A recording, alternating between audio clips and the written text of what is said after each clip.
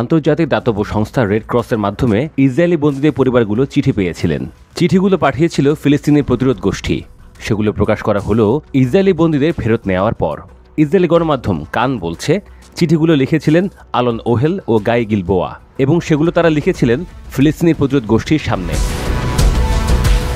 কান বলছে চিঠি হস্তান্তরের সময় বন্দীদের ভিডিও করা হয়। তারিখ বলা হচ্ছে 28 অগস্ট, এবং ভিডিও করা হয় গাজা রেড ক্রস সেন্টারেই। কান এও বলছে রেড ক্রস ইসরায়েলি বন্দীদের পরিবারের কাছে চিঠিগুলো পৌঁছে দেয় ভিডিও করার 2 সপ্তাহ পরে। বলা হচ্ছে গাজা থেকে ইসরায়েলি বন্দীদের পরিবারের কাছে চিঠি যাওয়ার ঘটনা এটাই প্রথম, এবং সেগুলো প্রকাশ করা হলো ইসরায়েলি বন্দীরা ফেরত যাবার পর।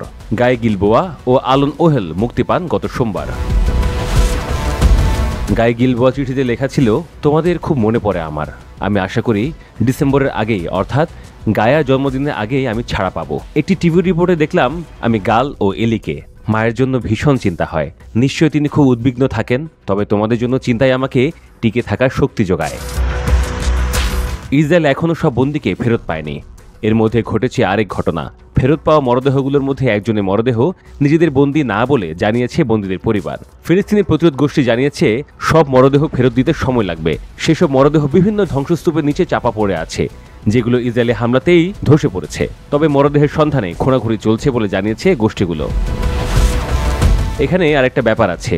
যুদ্ধের সময় গাজা এবং পশ্চিম তীর থেকে হাজার হাজার ফিলিস্তিনিকে আটক করে ইসরায়েল, কিন্তু মুক্তির সময় তারা যে অবস্থায় ফিরেছে সেদিকে আন্তর্জাতিকভাবে খুব কম মনোযোগ দেওয়া হয়েছে। অপরদিকে হাতে গোনা কয়েকজন ইসরায়েলি বন্দীদের নিয়ে অনেকটা হইচই পড়ে গেছে, বিশেষ করে পশ্চিমা মিডিয়াগুলোতে। শনিবার লন্ডন ভিত্তিক council for Arab British understanding এমনটাই মন্তব্য করেছে। সংস্থাটি বলছে অবশ্যই ফিলিস্তিনিদের জন্য এটি অত্যন্ত বাস্তব, খুবই বেদনাদায়ক। এটি দেখায় যে যুক্তরাষ্ট্র, ইউরোপ ও অন্যান্য দেশে মিডিয়া কাভারেজ এবং রাজনৈতিক বিতর্ক এতটাই এগিয়ে গেছে যে সর্বদা ইসরায়েলদের সঙ্গে কি ঘটে তার উপর ফোকাস থাকে, ফিলিস্তিনিদের সঙ্গে কি ঘটে তার উপর ফোকাস কম। সংস্থাটি আরও বলে ট্রাম্পের 20 দফা যুদ্ধবিরতি পরিকল্পনায় ইসরায়েলকে জবাবদিহিতার পরিকল্পনা বাদ দেওয়া হয়েছে। সংস্থাটি আরও বলে সবকিছুর জন্য কে দায়ী তা নির্ধারণ করার জন্য একটি ব্যবস্থা থাকা দরকার। 20 দফা পরিকল্পনা চুক্তিতে তার সম্পূর্ণ অনুপস্থিত, ইচ্ছাকৃতভাবে এটি রাখা হয়নি।